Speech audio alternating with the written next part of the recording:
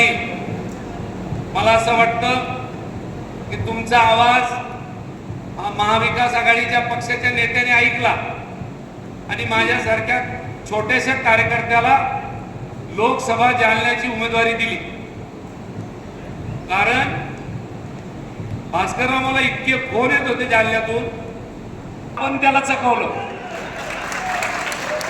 आणि त्यांना असं वाटलं होतं की उमेदवारी आपल्याला मिळणारच नाही, उमेदवारी आणण्यामध्ये आपल्याला यश आलं, त्यांना अपयश आलं।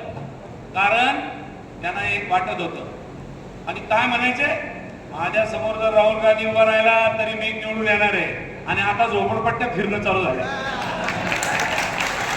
काय कारण आहे, आता मारा फिरतात या गल्लीचा त्या गल्लीला।